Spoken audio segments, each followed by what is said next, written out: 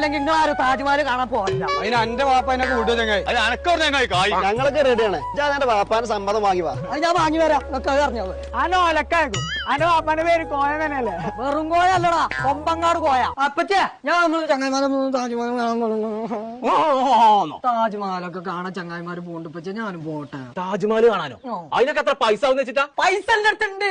എനിക്ക് പറഞ്ഞ പൈസ ഒരു കുറ്റി വെച്ചിട്ടേ. ഇതിലാകെ 10 ചോട്ടും കുറച്ച് ചില്ലറ പൈസ അല്ല ഉണ്ടാവുക.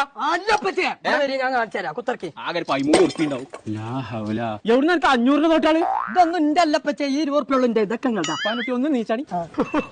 തകയാത്ത പൈസ എടുക്കാൻ പോയിക്കാരെ. അന്ന് ഞാനും പോവും. പൈസ കട്ടിക്കാണ്ട് കുറ്റി കിട്ടേ പോറാൻ ഞാൻ പൊട്ടി.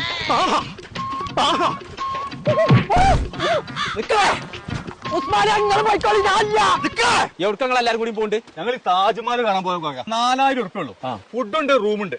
ഇവിടെ കൊണ്ടുപോയിട്ട് ഇവിടെ തന്നെ കൊണ്ടാക്കി തരും. അതിന് അവിടെയൊക്കെ പോയിക്കാണ്ട് തെണ്ടി തിരിഞ്ഞ് നടക്കുന്നുണ്ടെങ്കിൽ സ്ഥലം അറിയണം, ഭാഷയൊക്കെ അറിയണം. ആ നിങ്ങൾക്ക് ആർക്കും അത് ഞങ്ങളെ കൂടെ മലയാളി ഗൈഡുണ്ടേ. ആരപ്പ എത്ര കുറഞ്ഞ കായ്ക്ക് നിങ്ങളെ താജ്മഹലാട്ടം കൊണ്ടുവന്ന ആൾക്കാർ? അത് പോയേക്കാ മുക്കത്തുണ്ട് മലയാളി യാത്രാ സഹായിക്കുന്ന ടീം. ഓലാണ് ഞങ്ങൾ കൊണ്ടുപോകുന്നത്. അങ്ങനെയാണെങ്കിൽ ഒന്നും നോക്കണ്ട, കുഞ്ഞാപ്പൂനും കൂട്ടിക്കോളി. അതിന് വേണ്ടി വരും. ഞങ്ങളെ യാത്ര സംഘടിപ്പിച്ച് പരിചയമുള്ള ഒരു ടീമിനായിട്ട് എന്ന് ഞാൻ പരിചയപ്പെടുത്തുന്നത് അതാണ് നമ്മളെ മലയാളി യാത്രാ സഹായി. ആഗ്ര മാത്രമല്ല കേട്ടോ, കാശ്മീർ, മണാലി, പഞ്ചാബ്, ഹൈദരാബാദ് പാക്കേജ് ഇവർ ചെയ്യുന്നുണ്ട് കേട്ടോ. ഇവരെ മലയാളി യാത്രാ സഹായി എന്നുള്ള ഒരു ഇൻസ്റ്റാഗ്രാം അക്കൗണ്ട് കേട്ടോ. അതൊന്നാണ് ഫോളോ ചെയ്താൽ. നമ്പർ നമ്മൾ താഴെ കൊടുക്കുന്നുണ്ട്, വിളിച്ചിട്ട് വിട്ടോളി, വിശ്വസിച്ച് പോകാം.